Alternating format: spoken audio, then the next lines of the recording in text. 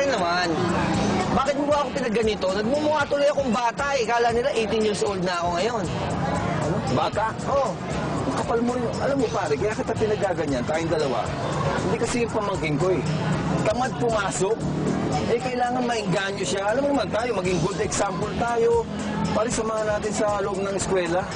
Oh, hindi kasi yun na siya spoiled eh. Pare, laking New Orleans of US of A. Tsaka pare, very emotional to eh. Baka mamaya mabuli-buli lang dito eh. O, nasaan nga ang pamangkin mo? Nasaan? Ayan oh. Oh. Ito ba pamangkin mo? Natigas ah. Hindi. Eto. Ito. Hindi yan. Eto. Eto? Oo. Pamangkin mo yan? Oo. Grade 1? Balik ako sa grade 2. Eh, mukha itong ano, graduate na ng agriculture. Eh, mukhang magsasaka na to eh. Pare, mistiso yan. Mahilig lang na mag-beach yan. Nagkapatong-patong lang ang sunburn yan.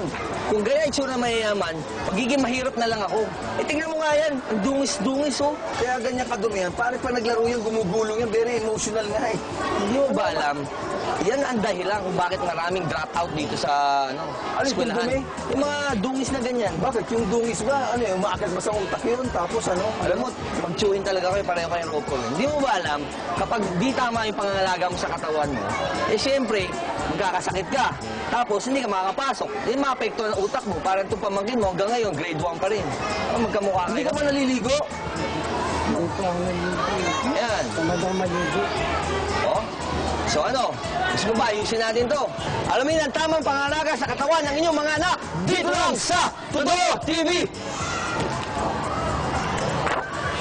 Pinagmamalaki pa naman kita. Ba't hindi ka naliligo? Ano bang maligo? Kamukha talaga kayo.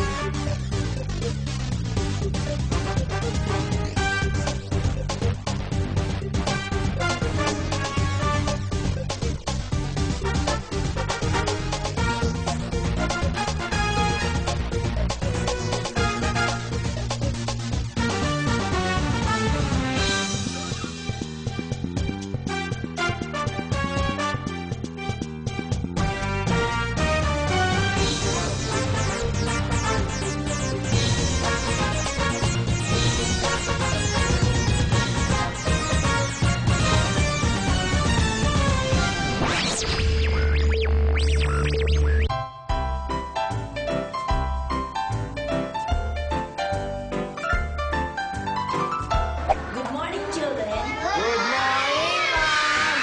Very good. Ano nga ba ang pambansang bulaklak? Ma'am. Ma'am! Bago ninyong classmate, no? Si Bartolome. O sige, sagutin mo nga, Bartolome. Bulaklak. Ay! Sino ang gustong tumulong kay Bartolome? Siguro si Ariel. Ma'am, ang pambansang bulaklak ay orchids. Mali! Mali! Mali! Ang bansang bulaklak ay isang balita.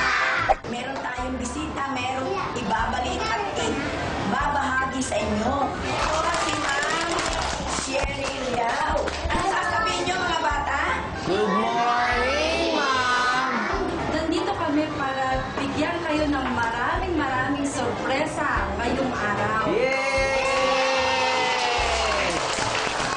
Tuturuan namin kayo ng proper hygiene o tamang pangangalaga sa inyong mga katawan. Yay! Ma'am, may napapansin po akong dalawa nating estudyante sa likod. Parang kilala ko po sila. Parang mga kapatid ko to sa Channel 5. Ma'am, artista po kami. Artista, di ba? Apo, artista rin. Ganun ba? At dahil nandito na rin naman kayong dalawa, tulungan nyo na kaming magpaligo, magturo ng tamang paghuhugas ng kamay sa mga bata. Okay ba? Ay! Papaliguan namin sila. Well, mga kapatid, siguro namamangha po kayo kung bakit ganito ang itsura namin, well, ito yan. Well, kaya kami nag-sit-in sa aming mga classmates, sa mga bata, ay dahil talagang pag-aaralan namin ang behavioral, psychological, and hypothetical study of the brain ng mga bata. Nandito po ngayon ng Totoo TV para po sa Oplan Sigla sa eskwela para turuan po ang ating mga magulang at siyempre kanilang mga anak, ang ating mga estudyante sa tamang pangangalaga ng katawan. Well, sa ngalan po ng serbisyo publiko at 2,000, kami po ay aakyat sa stage na yon at ibababa po namin ang aming sarili para maabot po kami nitong mga batang to at ng mga masa. Okay. Okay po? Punta po kami. What's up, party kids in the house? Make some noise! What's up? Nandito po ang TV5 para turuan ng mga bata na proper hygiene. Mamimigay po tayo ng backpacks na bukod sa school supplies ang laman, meron pa pong hygiene products tulad ng shampoo, sabon, toothpaste, alcohol, meron pang nail cutter, biro mo yun. Ngayon, mga kids, makinig kayo. Meron tayong mga classmates dito. Tignan nyo nga kung ano yung naiiba sa kanila. Halika. Diyan kayo sa harap. Ituro nyo sa amin kung sino yung pinakamalinis. Si 1, 2, 3, 4, 5. Sino? Sino? Pinakamalinis sa kanila, si number 2. Siya ang pinakamalinis. Step ka doon. Ayan. Sino pinakamaduli sa kanila? Mga kids, gusto nyo ba maging ganito ang itsura nyo? Okay, para hindi maging ganito ang itsura nyo, dapat tuturuan namin kayo ng tamang pagligo, yung gupit, yung mga kuko nyo. Ayan, ang haba ng kuko niyan, dumiiyo. Tatawagin na natin ang ating mga tita para turuan tayo bigyan kayo ng mga school supplies. Bilis konti. Okay, so please welcome Tita Sean Yao ng Sapul. Ayan. Bati ka muna, bati. Bati ka muna.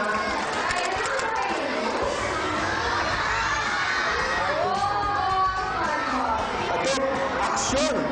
Ito yung aming pinaka-tita. Walang iba si Cheryl Cousin in the house. Ayan, Tita Cheryl, bati kayo. Ayan. Ayan.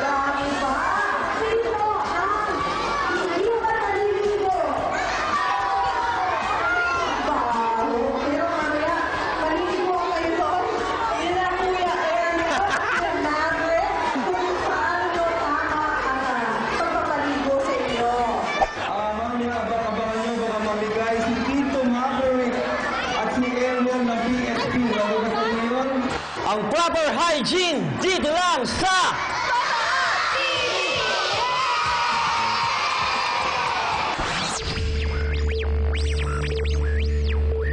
Well, mga kapatid, nandito po tayo ngayon sa Benitez Elementary School at para sa Oplan ng Sigla sa Eskwela. Kasama natin siyempre the very beautiful Sean Yao. Hi, Sean. Hello, Maverick. Yes, Hello, and Tita Ariel. Sean will be teaching our students how to take a bath, right? Yes. Alam mo, Sean, sa totoo lang, hindi mo lang napapansin, yung kaninang hindi ka tumitingin alam mo, matagal na sinasabi sa akin ni Maverick to, matagal ka na daw niya crush. Ganon? Well, anong naman masasabi mo dyan? Just in case lang naman. Ito naman, nagkikwentuhan lang kami, huwag mo na kayo makinig. Okay. Just in case lang na manligaw sa'yo si Maverick.